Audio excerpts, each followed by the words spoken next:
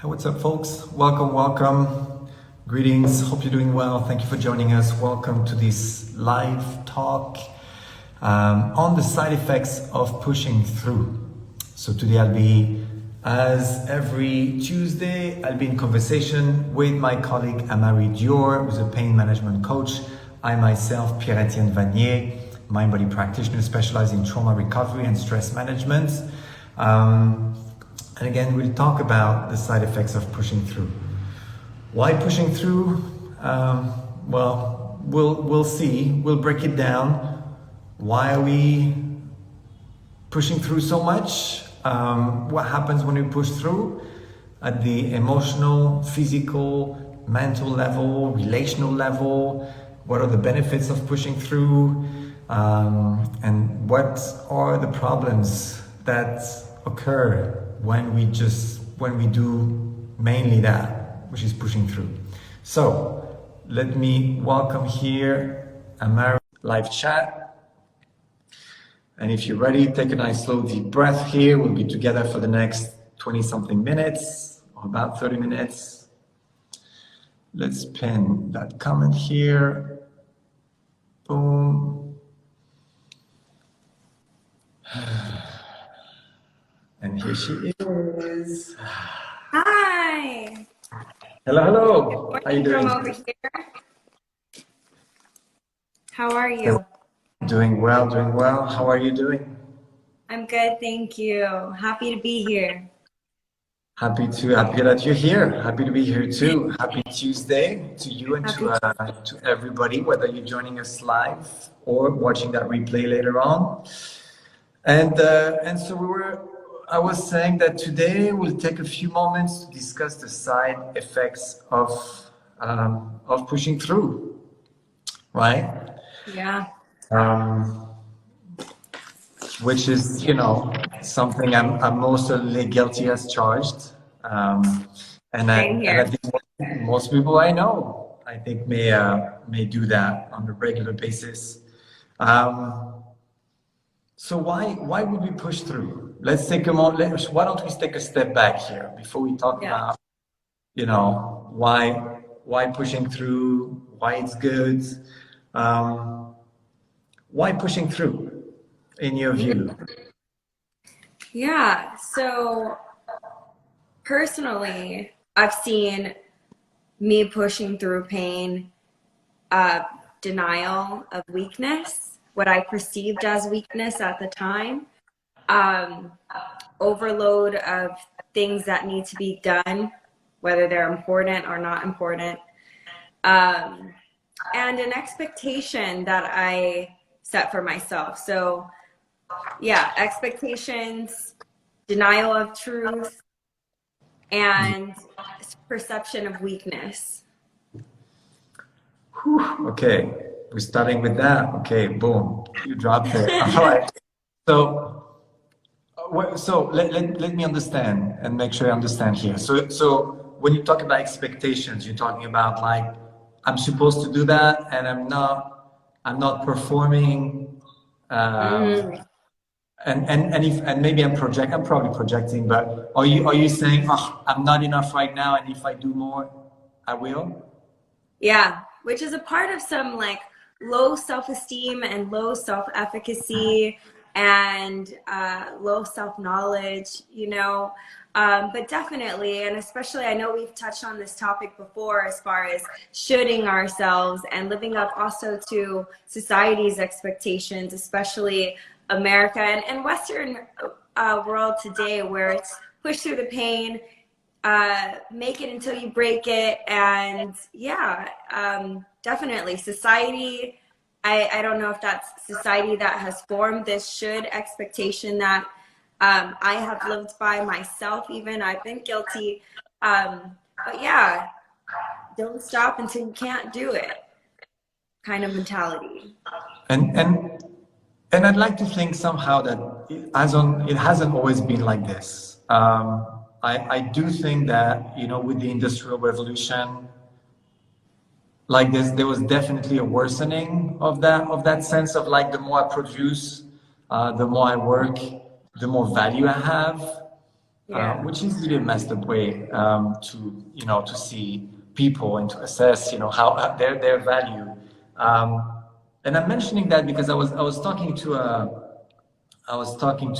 friend of mine, and we were talking about how we both like radio, and I was reminiscing about the days when I would sit, I would turn on the radio, I would put like an old vinyl of my parents, and all I was doing was listening. I wasn't getting things done. I wasn't performing. I was just listening. Maybe a story. Maybe I didn't know what I was going to listen to necessarily. It was like surprise, surprise. And I remember seeing that. I remember seeing my grandparents, after being done with work, sitting, turning on the radio, the music, and just doing nothing. Like, how many of us right now can do this? I know I've lost probably that ability. Like, unless I have like 3 to 4 devices, juggling, and like it's my phone and it's the computer and this and like how overwhelming is that? So anyway, all this to say that I do believe that the system that we're living in, this capitalist, like you need to produce, you need to consume, and you need to do things, because otherwise society is going to collapse, right? Is probably responsible for that. You've mentioned America, you've mentioned the Western world. I most certainly think that it is in this society much worse. I live in Cairo. I see a lot of people sitting, still in cafes and together and just taking the time. Not to say that, in Paris and other places, people won't enjoy themselves, or at least they were able to do so, before that thing went down. But I think we've lost that. And just to finish my thought here, for me it's sad, because I think it's the word of Joe Dispenza that struck me once, that says we're human beings, we're not human doings. Why we do so much? And I remember it stayed with me, because I was like, oh yeah, why am I focusing and equating my value to how much have I done, how much boxes have I clicked throughout my day? Because then I've lost sight of like what's most important, which is to be present in whatever I was doing and with whoever I was. Yes, absolutely. And, I want to go back to just briefly where you said more work. People believe, or we get caught up in society where if we do more work, then we have more value. And I want to say it just in my family and the friends during COVID, I feel like that has multiplied, where because being in a pandemic, just based off of the conversations I've had, is the frightening aspect of, if I don't have a job, then what happens living in this pandemic? And so many times, even my mom, she'll work 12 hours, but only log in 8 hours because she wants to look really efficient, because she can't afford to lose her job. And that's that more work, more value. And no matter how many times I speak to friends and family that tell me that they're doing this and feel worn out by the end of the weekend, they don't even enjoy their weekend because they feel burnt out. They're pushing through pain. It's that aspect of, if I work more, they'll see more value in me, which means I'll have more security, and I can't afford to have any loss of security in a pandemic. And I think it's really sad, and it's definitely stressful. And yeah. It's heartbreaking, because that's not even, first it's us being dishonest with ourselves and with others, and faking it into burnout. And like, how, in the US, how many people right now are like, they have 2, 3 jobs, and they don't even make, both ends meet. And I think having a system like this that is designed to make people, dispensable, and I can just like, so even though, for me, I exited the matrix for me about 10 years ago. You know, I've been an independent practitioner, and I must say, since the beginning of the of the pandemic, I've been so grateful for that move, because I see so many people being coerced, right, into doing things that they don't want to, whether it's the vaccine, whether it's like certain, you know, ways to behave at work that are completely, you know, alienating and isolating people. Right. So just maybe to come back on the topic of pushing through, Yeah. I think it is an interesting piece that you brought, which is like, what is it like to push through a pandemic? Yeah. What is it like to pretend that I'm okay, but you know what? I'm not. For me, it's deeply resonating with me. It's deeply resonating with what's happening with my kids and my friends' kids, where we're pretending that, you know, everything is okay, and I'm like, can we talk about the past year and a half of trauma that we've inflicted on children under the pretext of keeping them safe? And so here what happens in the pushing through is a disconnect. Is a Yes. disconnect from self. Is a disconnect from all these feelings, all these emotions that I have.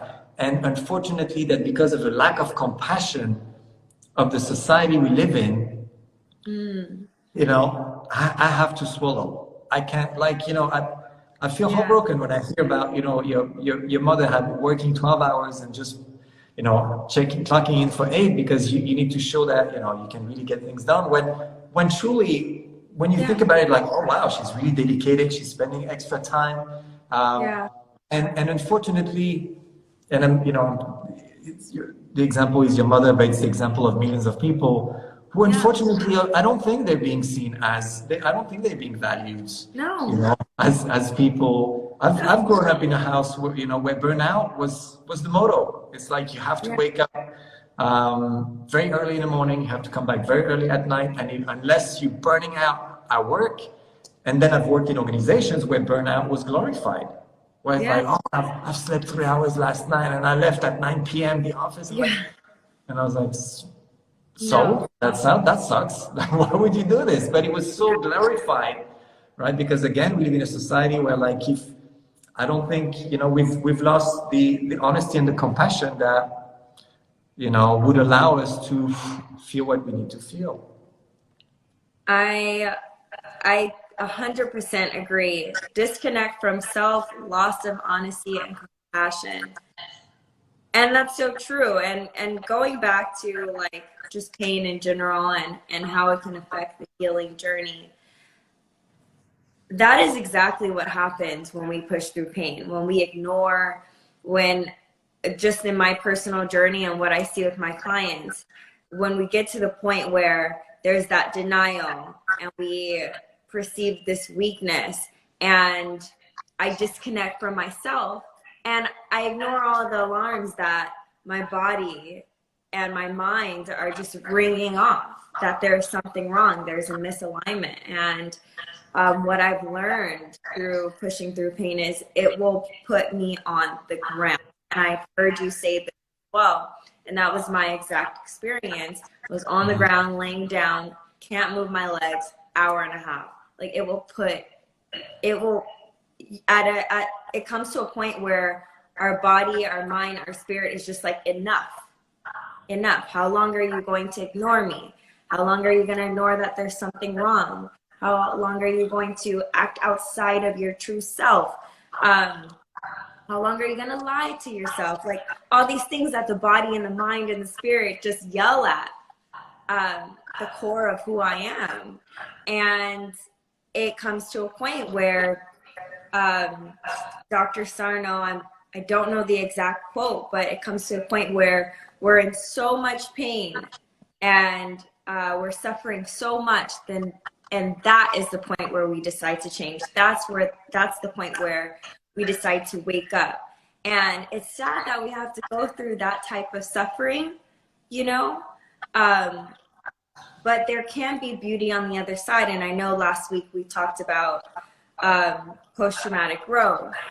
And at that point, that's where I hope everyone, if they ever get to that rock bottom place of disconnect from the self, mind, body, and spirit, that they can understand that there's an importance to realign themselves. There's an importance to find your way back to healing, and it doesn't have to just be physical. Again, there's so much here to what you're sharing. So if I may resonate here on a couple of things, and just to remind myself and all the viewers here, that when we push through, what happens, as we mentioned previously, we're gonna disconnect. We're gonna move away from our true self. We're gonna move away from the reality of our inner experience. And it's really a question of like, what kind of relationship do I want to have with myself? What kind of relationship do I want to have in general? You know, think about, well, that guy here or that person that used to be my friend, you know, we're not gonna really share anything that's honest, that's deep, that's vulnerable. You know, we're not gonna see each other that much, and so on and so on. What kind of relationship is that? I wouldn't want to do that, you know, with people around me, and yet at times I'm gonna have that relationship with my body, with myself, right? And so through pushing through. And let's understand that when we keep on pushing through physical, emotional, pain, anything, whatever you're going through, know that what's going to happen is at some point we're going to check out, we're going to disconnect, we're going to find ourselves in a state of overwhelm. And here, before mentioning a little bit more information about that, let's normalize that state of overwhelm. And I'm saying to anybody here listening that if you've been feeling a little checked out, if you've been feeling a little overwhelmed, let's say for the past year and a half or so, know that your response is completely normal. Know that that state of overwhelm is a normal response due to an abnormal situation. And I'm tired of people being told, well, you have to be more resilient, you have to be stronger, you have to... Well, no, like what is, like, give me permission to see people, give me permission to hug people, give me permission to be with my family, give me permission to visit my loved ones at the hospital. Give me, like, let me witness my loved ones passing away. I know several people who've had to say goodbye through FaceTime. How infuriating is this? How inhumane is this? And then we wonder, oh yeah, I'm feeling a little checked out. Well, know that you're normal. Know that you're normal, right? And so the problem here is not individual, it's systemic. It's a system that has a completely inappropriate and inhuman response here to what's happening. That's my ranting here. Having said that, know that that shutdown is a defensive mechanism, right? It is our body saying, too much going on. I don't have the capacity right now to feel what I need to feel. And the goal is not necessarily to bring stuff up and force myself to feel. Your body is not feeling it because it doesn't feel safe enough to feel. And so my goal is not to just try to get everything out and try to push through. My goal is to reclaim safety. Yes. Right? My goal is to say, why is my body unable to feel everything that's going on here? Because it's just too much. And I speak from personal experience, right? Like every now and then, like finding myself with like a lot of anger and sadness and going up and down and being like, what is happening? And then I take a step back and I'm like, oh yeah, life is kind of like crazy these days, right? And it's not getting any better as far as I can see it. So I'm not going to sugarcoat it. So here, let's remember that that response is let's normalize it. Know that this is a normal response. Know that in that moment, the best thing you can do for yourself is to really reclaim that sense of safety. And as you reclaim that sense of safety, or before you reclaim that sense of safety, know that in that moment, yes, healing is not a priority, right? There is beauty in that shutdown. There is a disconnection. There is numbness. There is a whole bunch of things that will happen that will make it maybe more manageable, but know that it's just like having one foot on the gas, one foot on the brakes. From the outside, the car is not moving, but inside, the engine is revving up. And so my goal is not to just take my foot off the brakes at once, and because otherwise, whiplash. My goal is just slowly right? Slowly see what is it that I'm really holding inside. How much? What about my pain? What about my fears? What about my anxiety? And when I say I have to reclaim safety, I'm also saying we as a society have to work to reclaim safety, because it's Absolutely. not just up to me, right? I can't just create safety in a crazy world Right. where I'm being told that if I see my grandma, I'm gonna kill her. Like, it's like, no, this is not. She doesn't agree with that. I don't agree with that, right? So in that, let's just work also together as a society, as a community, and I'm talking to people to really, I think, as an opportunity to choose who are you surrounding yourself with. And there's a lot of bad things coming from this pandemic. There may be a few good things too, because I know personally I'm starting to clean up a lot of relationships of like, Right. right, if you think I'm a danger, no, I think we're done here, right? So anyway, right, as a community, I think reclaiming safety would be good. I'm done I ranting. agree. Go ahead. I agree. And, for anyone who is watching the replay or who's watching this live and isn't familiar with Healing Studio Online, the reason why I admire Pierre and Healing Studio Online so much is because you hold community gatherings for healing. And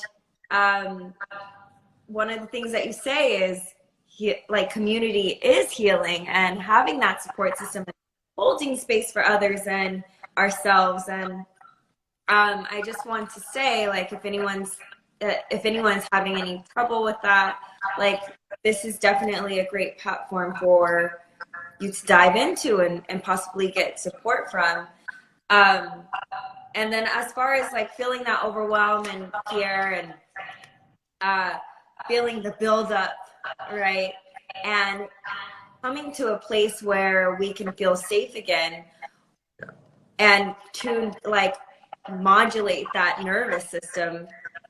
What are your like top 3 tips?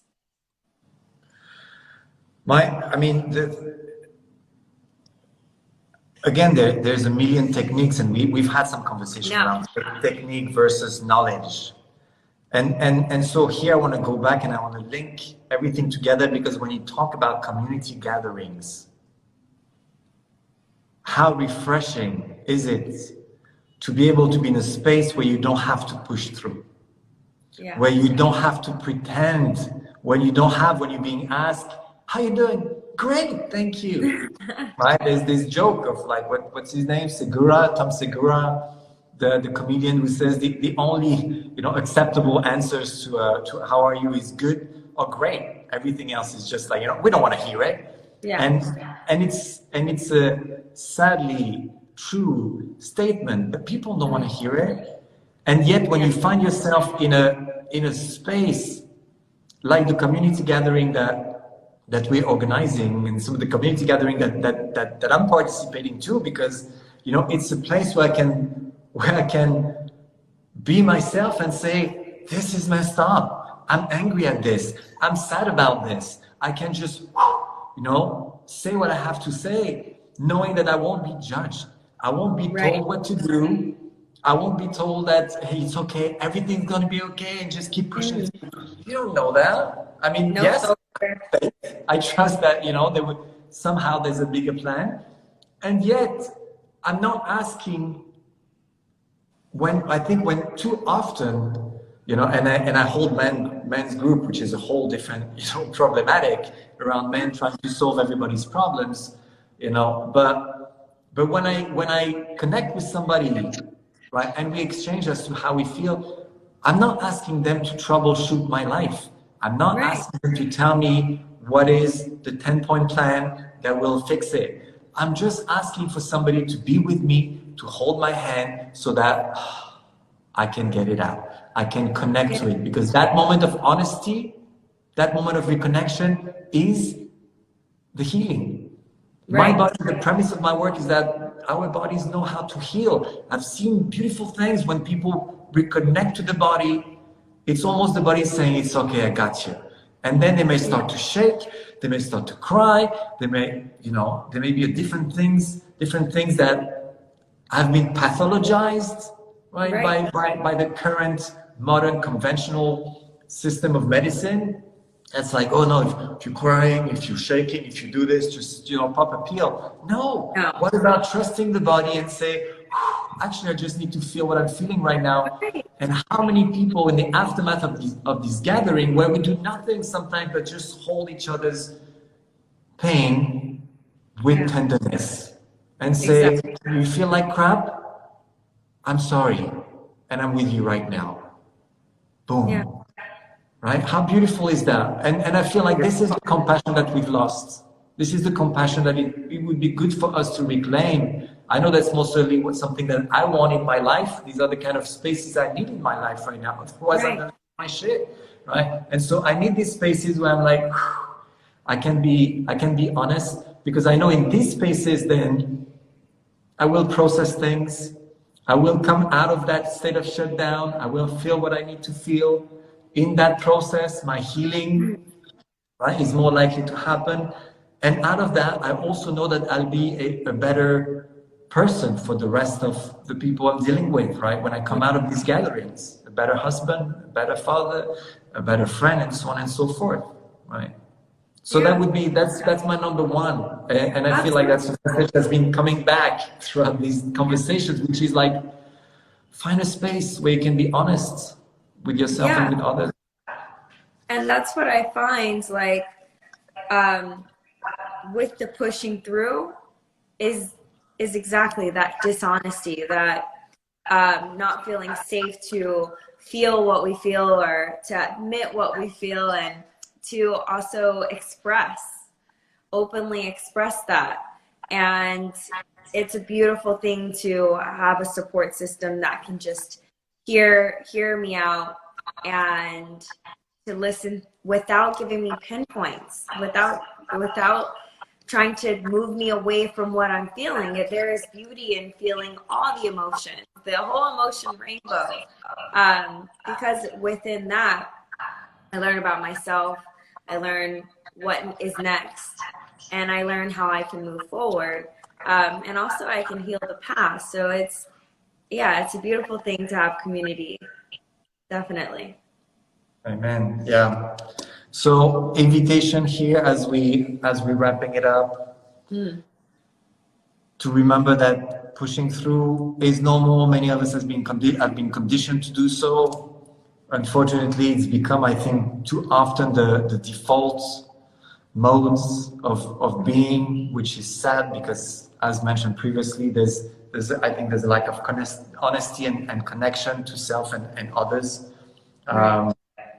And my message here is not, it doesn't have to be this way. How Exactly. many, and oftentimes the pain, like you mentioned earlier, will be that spark, will be that opportunity, that springboard towards something different.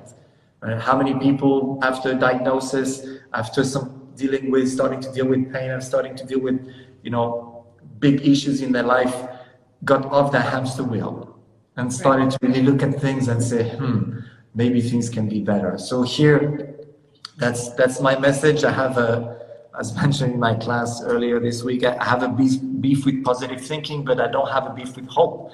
I don't believe that there's such a thing called false hope. And so I am hopeful. I am hopeful that we'll be able to reclaim that safety. I'm hopeful we'll be able to reclaim these spaces where we can be honest with each other, where we can feel what we need to feel, and then together, you know, heal and elevate, Yeah. inshallah, as we say here. Anything else you'd like to add, Amari? Yeah, we'll just say if you are interested in those community gatherings, go on Healing Studio Online. There's a link in the bio. Also, as a chronic pain coach, if you're interested in any chronic pain coaching, want a support system one-on-one, go to Body Amore Wellness, and I can help you out there. There are plenty of links on my page in the bio. Awesome. And if any of that resonated with you, know that, yeah, a lot of these conversations are on the Healing Studio YouTube channel. So check us out. And if you have any questions, prompts, anything that you'd like for us to discuss, feel free to contact us. We'll be back next week. Thank you, Amari. Thank you, everybody. Thank you, Pierre. Have a blessed day, Bye. everybody. Well, take care. You're welcome. Bye bye.